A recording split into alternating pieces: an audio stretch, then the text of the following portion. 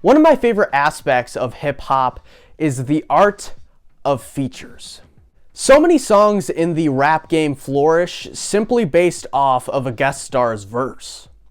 The combination of two artists on one track can truly make for an iconic mix.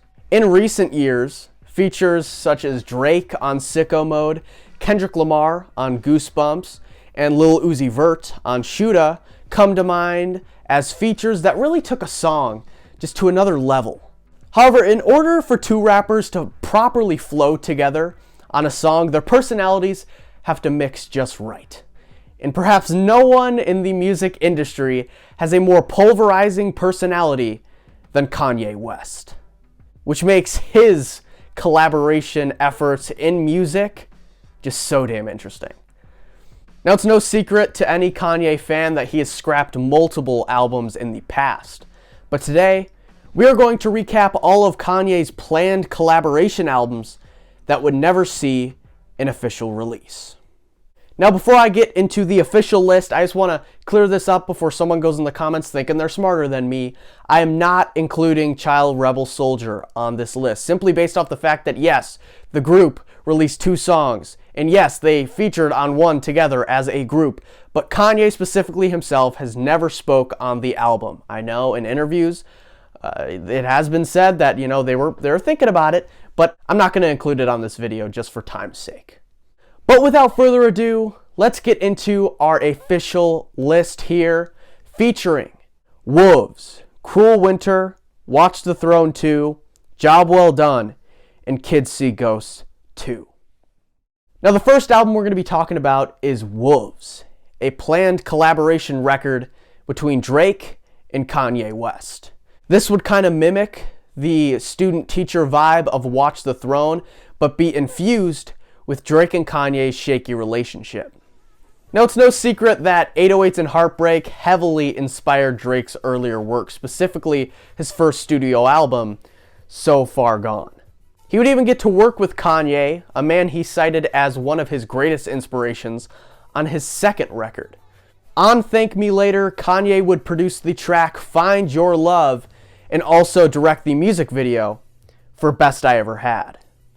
The first spark of any potential beef between the two would occur in September of 2010, when Drake would be seen with Kanye's ex Amber Rose just a month or two after the two had split. Now, we don't exactly know if Kanye was really rubbed the wrong way by this, but it is important that Drake recorded a verse that was thought to be had on All of the Lights, but when the single was dropped, his verse would be gone after being seen with Amber Rose. So I'm kind of drawing the conclusion that Kanye was rubbed the wrong way by this, and the two would kind of cut off communications, whether that's naturally or because of this incident, you can decide. In about 2011 to 2012, Drake would make some pretty odd comments about Kanye that Kanye wouldn't even kind of respond to. The first one would be basically him trying to take credit for Watch the Throne, as if him and Lil Wayne were the first people ever to make a collaboration album in music. Drake would continue to kind of poke the bear and put gas on the fire between himself and Kanye's relationship, with comments like, I want to be a bigger star than my mentor Kanye, and stuff like that, just wanting to kind of surpass his greatest role model. And this would even be reflected in some of his verses at the time, saying stuff like, I'm not only watching the throne, I'm going to take it, and stuff like that. So his goal really was to surpass Kanye, his greatest inspiration. Like I said, Kanye wouldn't really respond to any of these little subtle jabs, and the two would actually meet at OVO Fest in 2013. As early 2015 rolled around, the two were pretty big stars in the music game. Drake had his own sound now. He was a big talent that was on the radio constantly. Kanye, as always, was doing his own thing. And when on The Breakfast Club in February of 2015, Kanye would kind of allude to the idea that him and Drake were basically teaming up for a collaboration endeavor. I'm just going to say it, and because maybe this will promote it happening. The Wolves song came from a conversation that me and Drake had where we was going to do an album together. And the album is called Wolves. We know now that the two did work together in late 2015 to early 2016. There's a version of Wolves out there with Drake singing the hook. Of course, this would be changed when The Life of Pablo would officially be released, but something not changed would be the writing credits for 30 Hours, in which Drake would be credited. Kanye would show up at OVO Fest in 2016, hyping up the crowd, and he would even say, "Are you guys ready for this record?" And everyone was thinking, okay, he's talking about The Life of Pablo or, Drake's recent release Views. But he clarified he wasn't talking about those two. And what my brother was asking you before was, are you ready if we make an album? That's what he was asking you. Following that tease, a billboard would be seen in August of 2016 with Good Music and OVO's logos side by side, with the phrase, "Calabasas is the new Abu Dhabi," right above the images. On the St. Pablo tour in the summer, Kanye would play Pop Style.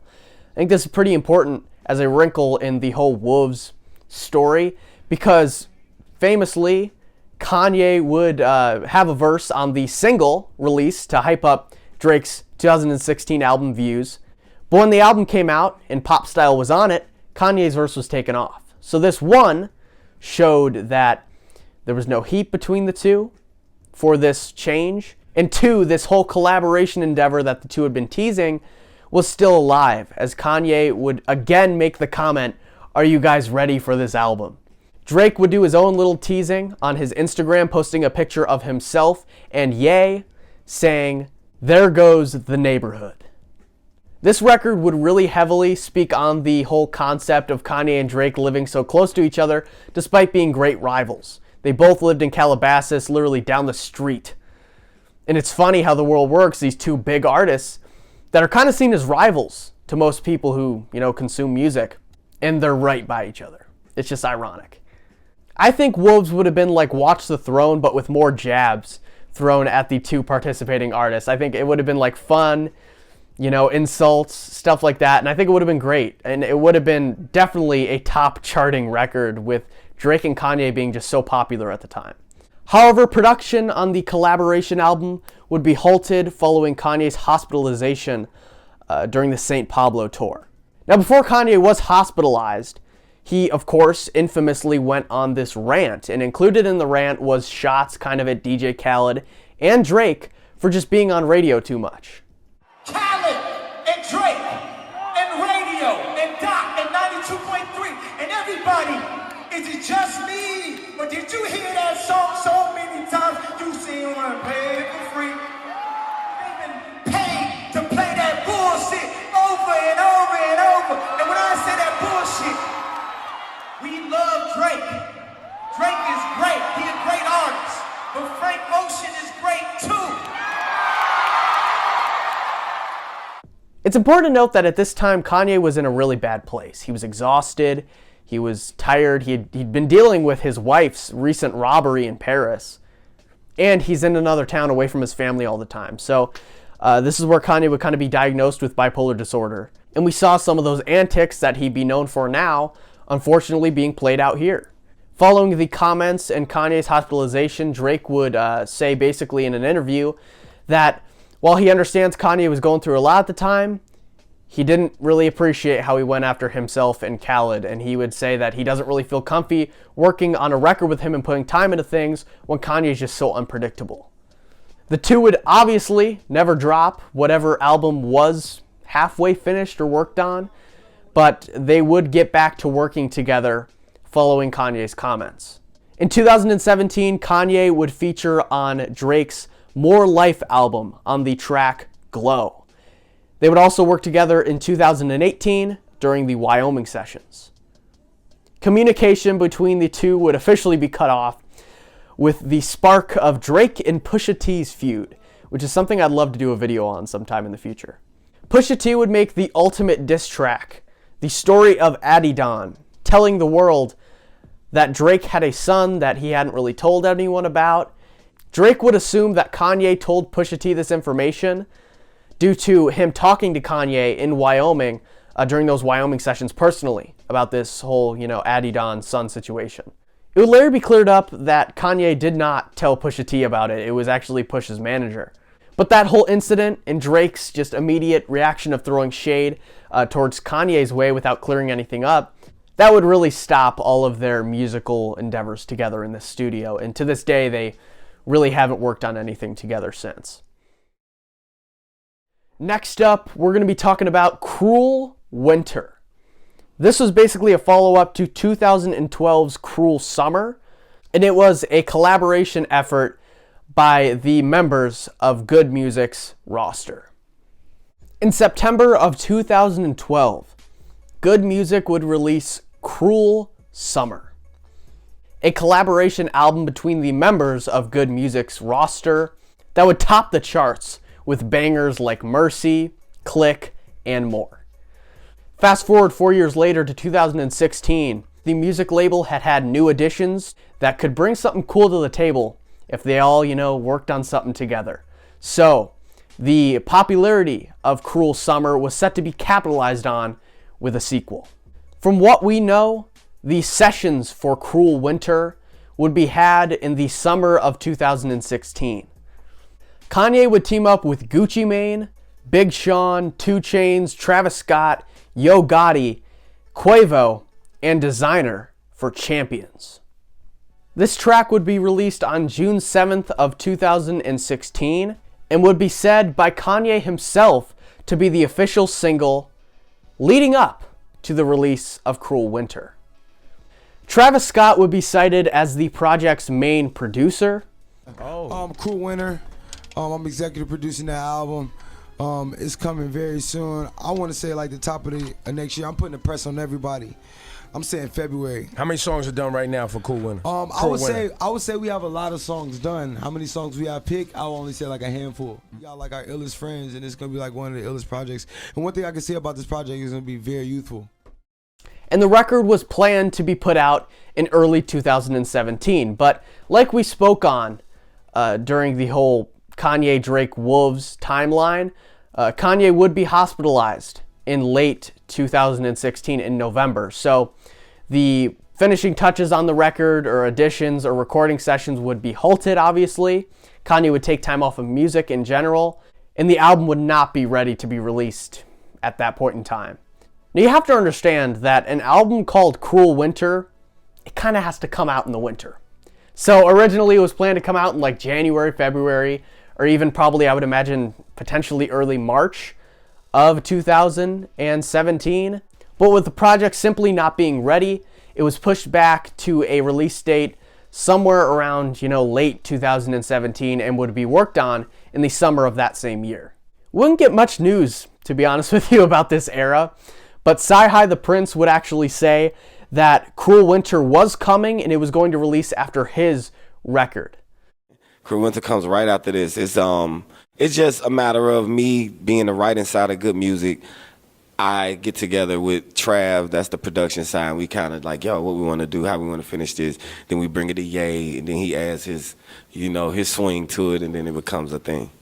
Sci-Hi's No Dope on Sundays would come out on November 7th of 2017. There would be no further follow-ups on the existence of Cruel Winter, and obviously we would never get the album. So there's some tracks that we know exist for this era and were planned to be on the album. There was a intro track titled Cruel Winter, a remix of Kid Cudi's Too Bad I Have to Destroy You Now that was titled Can't Look in My Eyes, and this remix featured a different beat taken from Daft Punk, a Michael Jackson sample, and of course a Kanye verse. This leaked track has infamously been misunderstood by a lot of Kanye fans as something that was planned to be on TurboGrafx-16. We do know that it was supposed to be on Cruel Winter. There was a track called Face Down featuring 070 Shake and Designer. And speaking of Designer, his song Panda allegedly was going to get another effing remix that Kanye would put out and would be on this record. And then, of course, we can obviously assume that Champions would be on the record as well. Now, this is kind of a concept that could be picked up on in the future and done, but time will tell, I suppose. Our next album is Watch the Throne 2. This was supposed to be a sequel between Kanye and Jay-Z's iconic 2011 album. On August 8th of 2011, Kanye West and Jay-Z would drop Watch the Throne, an iconic collaboration between two of hip-hop's biggest artists, featuring hits such as Fellas in Paris and Otis. Although the record would do very well commercially, Kanye and Jay-Z's relationship would go through many odd twists and turns following 2011. So we all know that Kanye would see Jay-Z kind of as a big brother. They would work together on The College Dropout and Late Registration, and then of course Kanye would release Big Brother on Graduation as a tribute to Jay. The two would hit their peak as friends, I would say, in 2011 with the release of Watch the Throne, and even go on tour, straining from fall of 2011 till summer of 2012. But as we will kind of see, the two would drift following the tour. It's interesting to note that a sequel to Watch the Throne was talked about very early, and perhaps a lot earlier than everyone's going to think it was, in this Kanye and Jay-Z timeline. Legendary hip-hop producer Mike Dean would be quoted saying that he had signed up for a sequel to the record, but no work had been done at that point in time. Well, allegedly, no work would really be done between the two in the studio following their tour for Watch the Throne.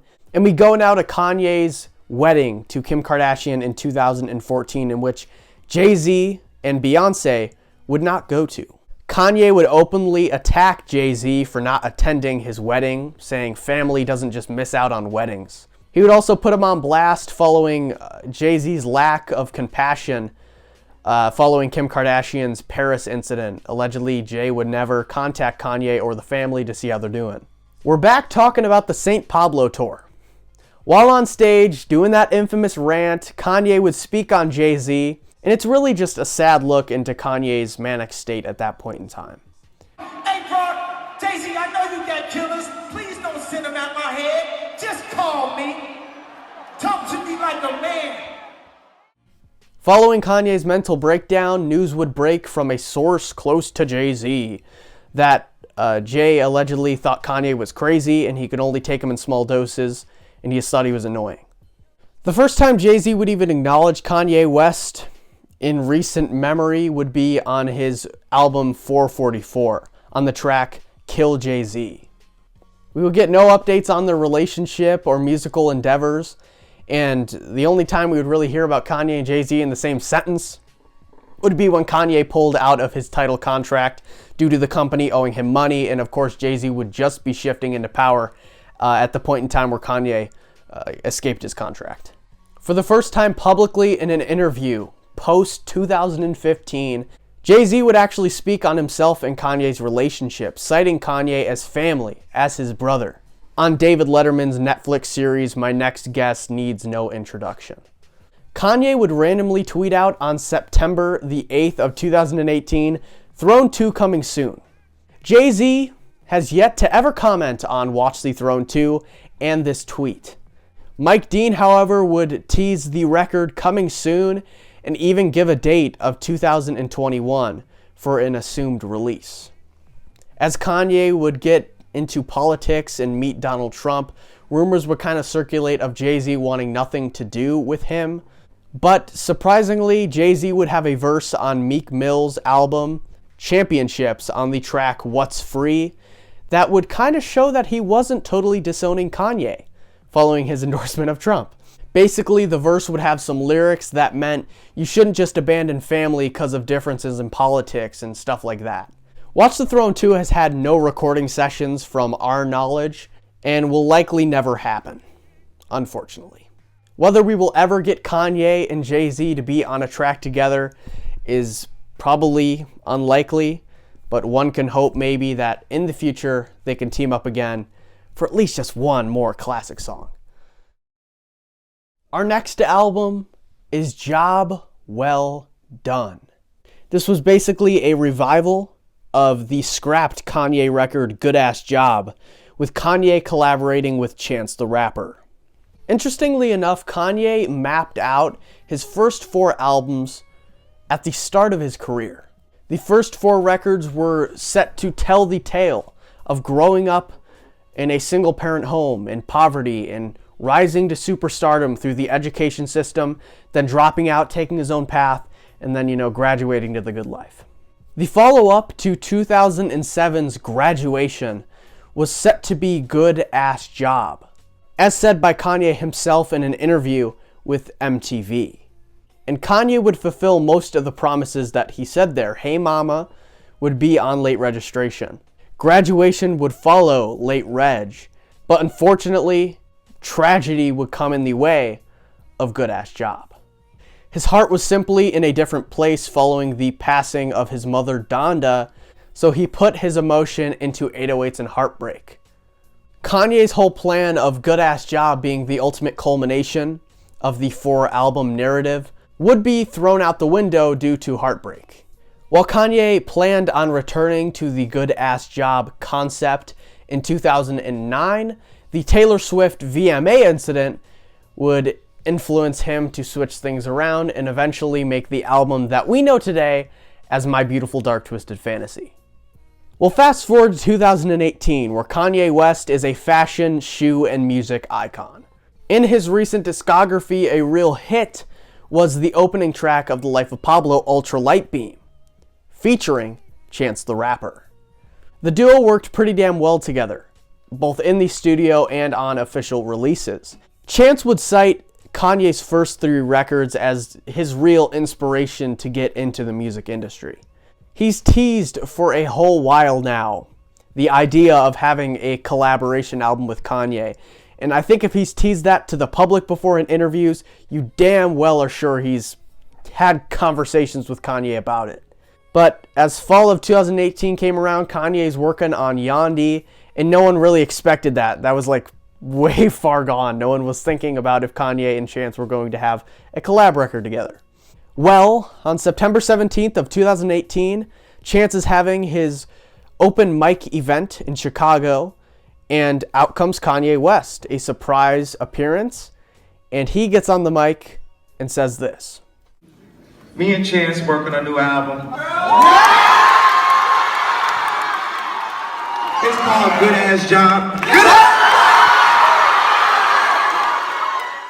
At this point, Kanye was stirring up political issues and teasing Watch the Throne 2. And of course, his own record he was working on at this whole era in his life would ultimately be thrown out the window. Chance wanted to return to that classic Kanye sound as heard on his first 3 records. The very sound that inspired him as a young teen to get into making music. Thus the return of the Good Ass Job title, and likely the sounds and themes that were going to be heard on the record. Unfortunately, that's really all we know about Job Well Done. We have reference tracks and freestyles from Chicago sessions, but ultimately the concept would never see the light of day. This record likely could have put Chance the Rapper on the map as, one of hip-hop's biggest stars. He was real close. He was right there. But then, he dropped the big day. The less said about that record, the better. Alright, our final album to talk about today is Kids See Ghost 2. This is an expected follow-up record to Kid Cudi and Kanye West's 2018 album Kids See Ghosts. Cudi and Ye's relationship strains back to 2008. Cudi's A Kid Named Cudi mixtape would heavily inspire Kanye's 4th studio record 808s and Heartbreak, and the two would work together very well following their inaugural collaboration on Welcome to Heartbreak.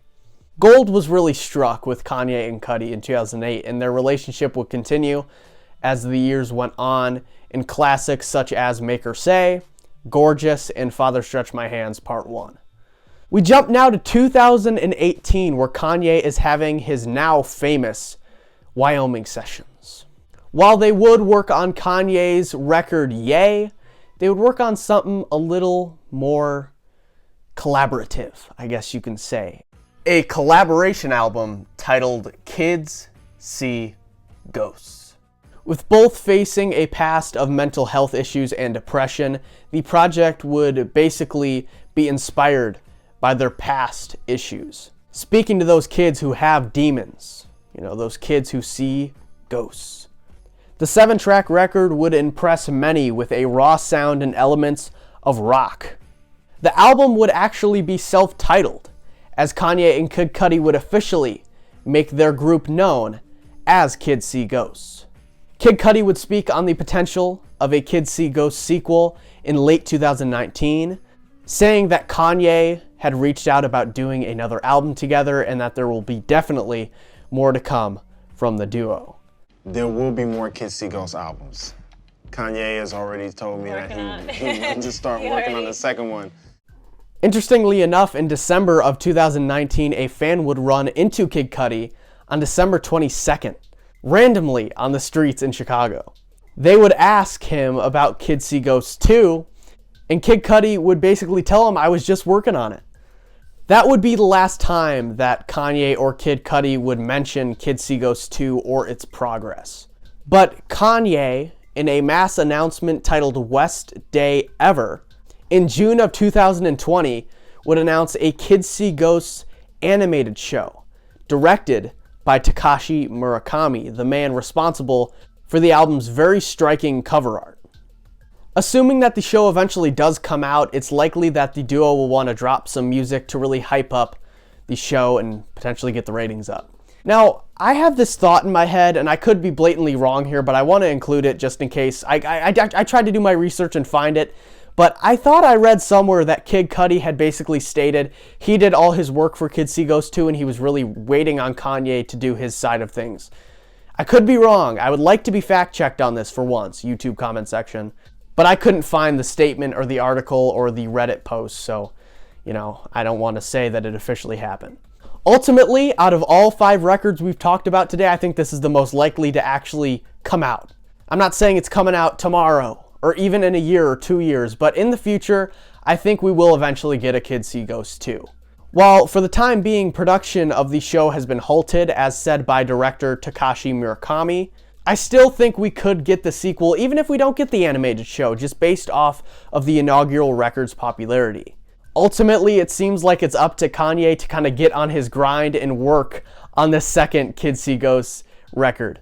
Even if we don't get a Kids See Ghosts 2, we will definitely be seeing Kid Cudi and Kanye working together sometime in the future, with rumors of Ye and Cudi being in the Green Tile Studio in late May of 2021.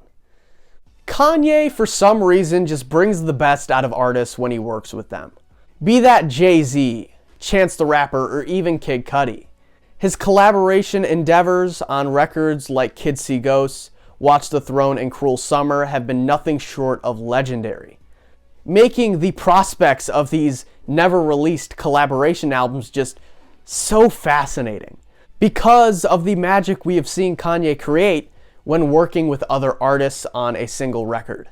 However, his abrasive trait of just throwing projects totally out the window as a perfectionist has doomed us fans from hearing many albums that were supposed to be released in the past, and I think will continue to do so in the future. Kanye is gold, whether on his own or in a duo, and let's just hope sometime in the future he gets to team up with someone else for another joint music venture.